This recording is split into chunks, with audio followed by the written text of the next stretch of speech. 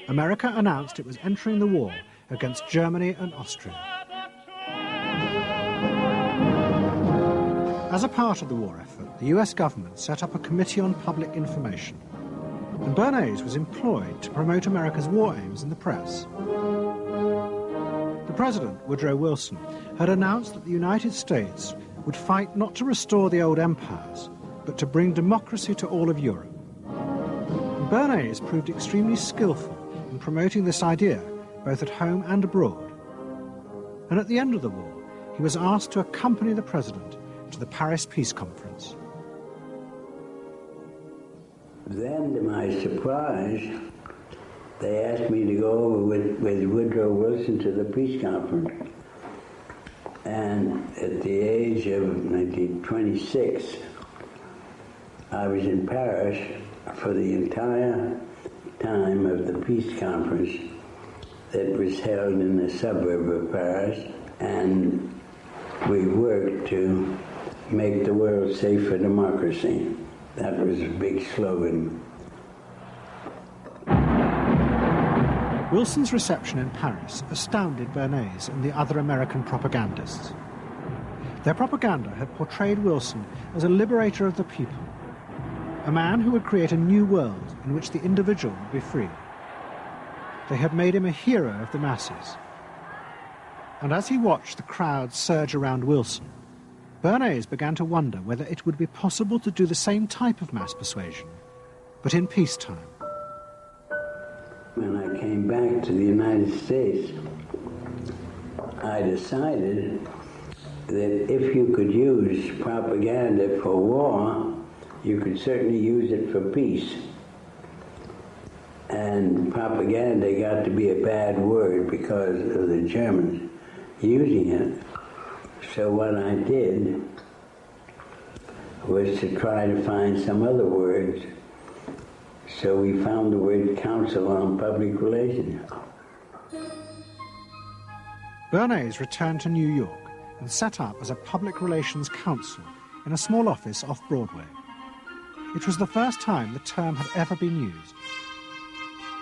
Since the end of the 19th century, America had become a mass industrial society, with millions clustered together in the cities. Bernays was determined to find a way to manage and alter the way these new crowds thought and felt. To do this, he turned to the writings of his uncle Sigmund. While in Paris, Bernays had sent his uncle a gift of some Havana cigars. In return, Freud had sent him a copy of his general introduction to psychoanalysis. Bernays read it, and the picture of hidden irrational forces inside human beings fascinated him. He wondered whether he might make money by manipulating the unconscious. What Eddie got from Freud was indeed this idea that there is a lot more going on in human decision-making, not only among individuals, but even more importantly among groups, than this idea that information drives behavior. And so Eddie began to formulate this idea that you had to look at things that would play to people's irrational emotions. And you see, that moved Eddie immediately into a different category from other people in his field and most government officials and managers of the day who thought if you just hit people with all this factual information, they would look at that and say, oh, of course. And Eddie knew that was not the way the world worked. Bernays set out to experiment with the minds of the popular classes. His most dramatic experiment was to persuade women to smoke. At that time, there was a taboo against women smoking, and one of his early clients, George Hill, the president of the American Tobacco Corporation, asked Bernays to find a way of breaking it. He said, we're losing half of our market because men have invoked a taboo against women smoking in public. Can you do anything about that? I said, let me think about it. And then I said, have I your permission to see a psychoanalyst to find out what cigarettes mean to women? He said, what'll it cost? So I called up Dr. Brill, A.A. Brill, who was a leading psychoanalyst in New York at that time. How come you didn't call your uncle? Why didn't you call your uncle? Because he was in Vienna. A. Brill was one of the first psychoanalysts in America, and for a large fee he told Bernays that cigarettes were a symbol of the penis and of male sexual power. He told Bernays that if he could find a way to connect cigarettes with the idea of challenging male power, then women would smoke, because then they would have their own penises. Every year, New York held an Easter Day parade to which thousands came, and Bernays decided to stage an event there. He persuaded a group of rich debutantes to hide cigarettes under their clothes. Then they should join the parade, and at a given signal from him, they were to light up the cigarettes dramatically. Bernays then informed the press that he had heard that a group of suffragettes were preparing to protest by lighting up what they called torches of freedom.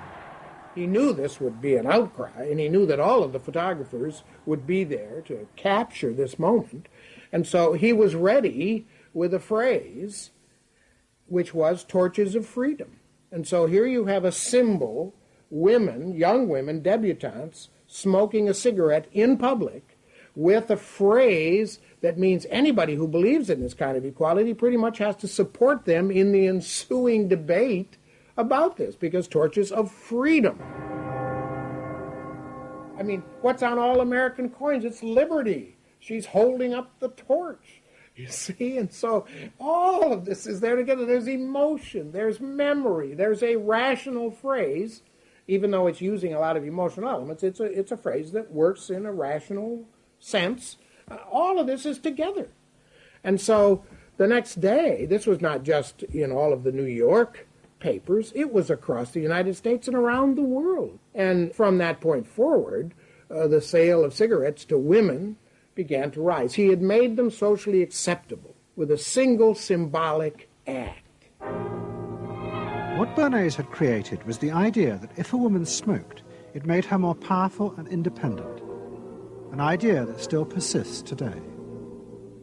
Embrace me, my sweet embrace. It made him realize that it was possible to persuade people to behave irrationally if you link products to their emotional desires and feelings.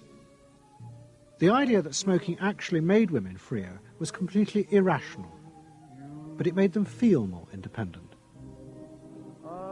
It meant that irrelevant objects could become powerful emotional symbols of how you wanted to be seen by others.